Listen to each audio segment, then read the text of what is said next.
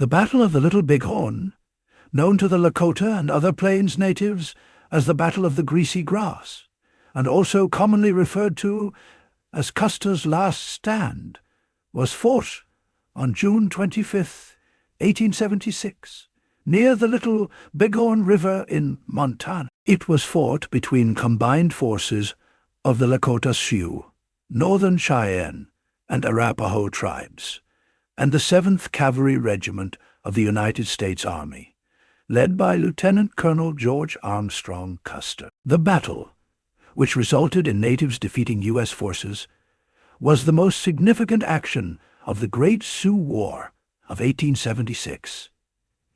Events that led to the battle, the Great Plains were the last Native American holdout in America. As settlers colonized the far west before the Civil War, few had put down roots in the plains due to its dry weather and large native population. After the Civil War, far west land became scarcer, and the U.S. government grew aspirations for the plains land, building railroads and offering settlers good deals on land purchases. A confrontation between the plains natives against the settlers and government forces was inevitable. By the late 1860s, most Native Americans had been forced onto so-called Indian reservations, or killed. Committed to avoiding the same fate, the Plains natives settled in for a long and fierce holdout. In the hopes of crushing the native livelihood, the government allowed hunters to kill buffalo herds to lay railroad tracks. They also urged hunters to kill as many buffalo as possible. The more the hunters needlessly slaughtered the buffalo, the angrier the natives grew. Some staged brutal attacks on hunters, settlers, and railroad workers without regard to age or gender. Earlier participating in the Civil War on the Union side, Custer arrived on the scene in 1866. By that time, the war between the Army and the Plains Natives tribes was in full force. In the years following, Custer was successful against the natives, leading a successful campaign against a Cheyenne village. But he realized this was going to be a completely different kind of war than fighting Confederate troops. He recognized the natives rode fast and knew the terrain better. In 1868, the U.S. government had signed a treaty recognizing South Dakota's Black Hills as part of the Great Sioux Reservation. However, in 1874, an Army expedition led by Custer found gold in the Black Hills. The United States, recognizing the hills as property of the Sioux Nation, tried to buy the hills, but the Sioux, considering them sacred ground, refused to sell. Just 1 year earlier, in 1873, Custer faced a group of attacking Lakota Sioux at the Northern Pacific Railroad Survey at Yellowstone. It was his first encounter with Lakota leaders Sitting Bull and Crazy Horse, but it wouldn't be his last. Custer was tasked with relocating all natives in the area to reservations by January 31st, 1876. Any native who didn't comply would be considered hostile. The natives, however, left their reservations and traveled to Montana to join forces with Sitting Bull and Crazy Horse at their fast-growing camp. Thousands strong, the group eventually settled on the banks of the Little Bighorn River. Those who saw the assembled encampment said they had never seen one larger. It had come together in March or April, according to the Oglala Sioux warrior Hida. Natives arriving from distant reservations on the Missouri River had reported that soldiers were coming out to fight, so camps of various native tribes made a point of keeping close together. There were at least 6 or 7 close camps with the Cheyenne at the north and the Sioux in the south. Among the Sioux, the Hunkpapas were at the most southern end. Between them, along the river's bends and loops, were the Sanak, Brule, Miniconjou, Sante, and Oglala. There were also 5 Arapaho warriors with them. There were a total of 6,000 to 7,000 people in all. A third of them men or boys of fighting age who actually fought.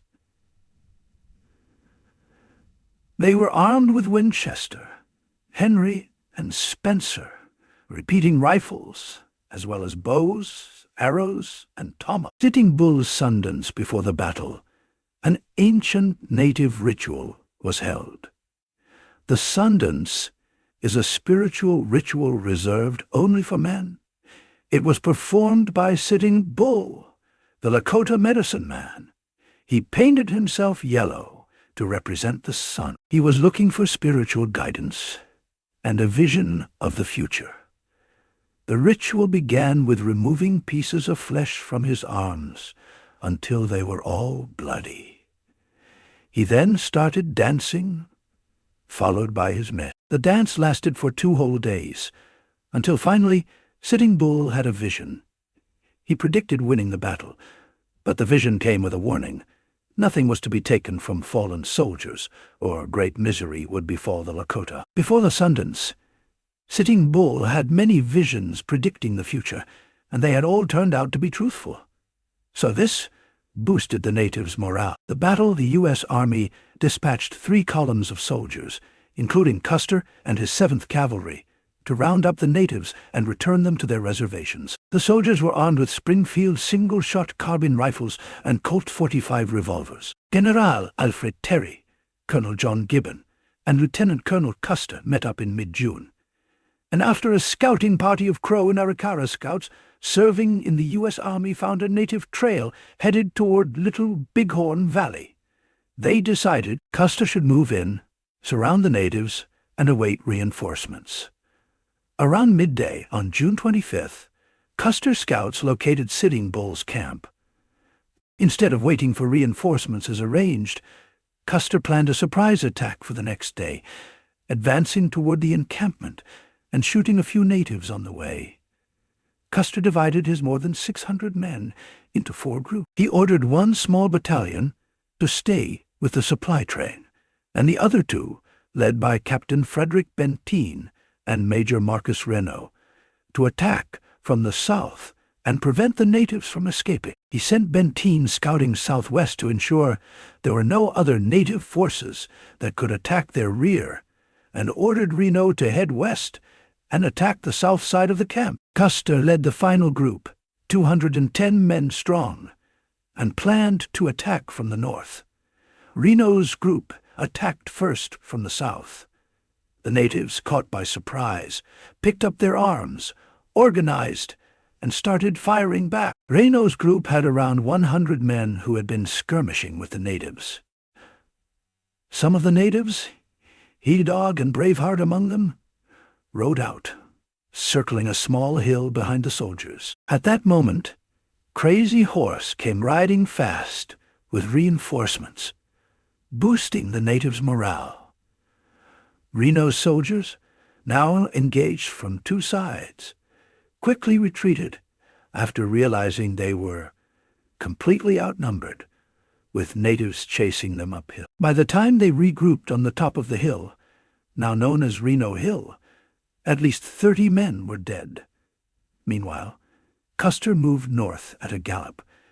He spotted the Cheyenne camp and saw mostly women and children. He then divided his forces, sending 2 companies west to the river, in an attempt to remove the pressure from Reno. Custer and his remaining 3 companies continued heading north, looking for a suitable place to cross the river. On the south side, hearing the gunfire, Benteen's troops came to Reno's aid, and the combined battalions joined forces.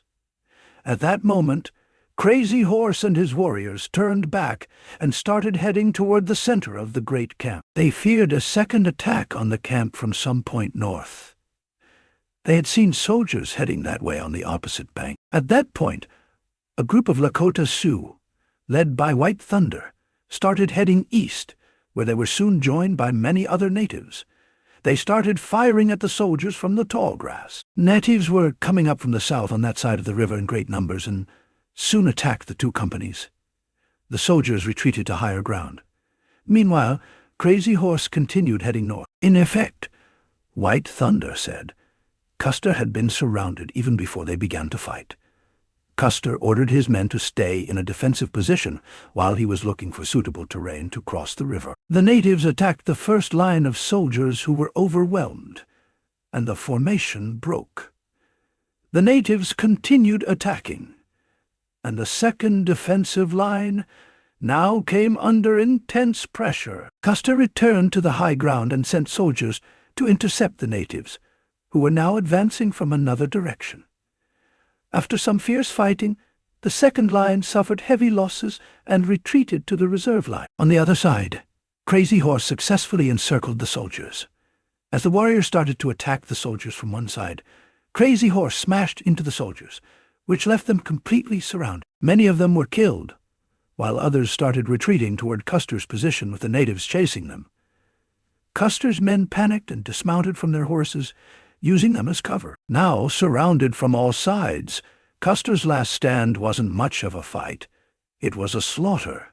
The natives attacked once more, and Custer was killed along with every man in his battalion. He had suffered 2 bullet wounds, one near his heart and one in the head. Some of Reno's officers who had ridden out with their men toward the shooting watched a hill in the distance, swarming with natives, who seemed to be shooting at things on the ground. These natives were not fighting, but finishing off the wounded, also taking things from the dead soldiers, contrary to Sitting Bull's warning. The officers at Weir Point also saw a general movement of natives, more than any of them had ever encountered before, heading their way.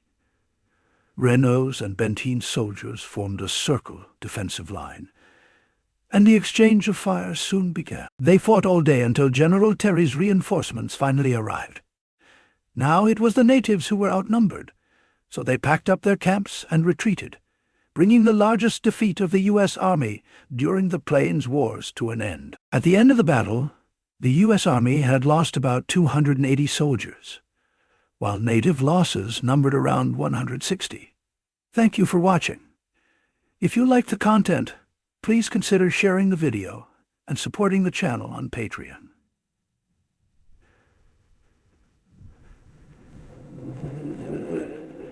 On Patreon, we've also launched our merch, so make sure to check it out.